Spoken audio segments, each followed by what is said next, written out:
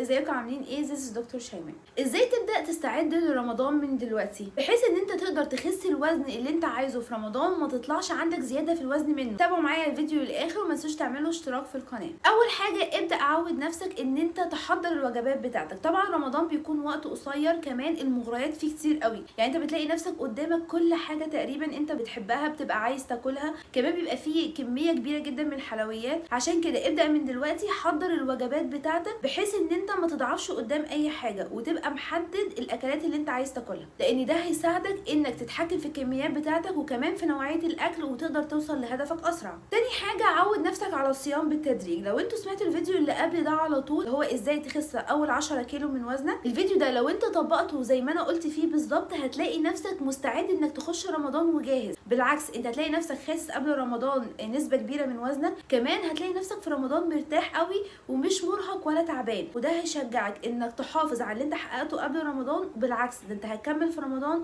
وتخرج من رمضان خاسس كمان. لو انت مش قادر تصوم 16 ساعه كاملين ابدا الاول صوم بالتدريج، يعني تصوم الاول 10 ساعات وبعد كده زودهم خليهم 12 ساعه، بعد كده 14 ساعه، بعد كده 16 ساعه. الصيام المتقطع بالنسبه لك هيساعدك ان انت تبدا تحرق في الدهون الموجوده في جسمك، خصوصا الدهون العنيده، كمان هيبدا يخليك تتعود على الصيام لفترات او لساعات طويله، وتبدا الصيام بالتدريج لحد ما توصل لصيام 16 ساعه وافطار خلال 8 ساعات بس. رقم 3 خصص وقت للرياضه من دلوقتي عشان رمضان. ما تسيبش الموضوع يبقى بالنسبه لك بالصدفه او ان هو يكون بالمزاج او يكون يوم او يوم لا. اعمل جدول لنفسك وحدد وقت معين للرياضه في رمضان وهتزود حرق الدهون عندك. رقم 4 قلل الكافيين في يومك عشان ما تعانيش من اعراض انسحاب الكافيين في اوقات رمضان وفي ساعات الصيام. الاحسن انك تبدا تقلل الكافيين اللي هو الشاي والقهوه والنسكافيه في يومك عشان ما تتعبش اول اسبوع في رمضان.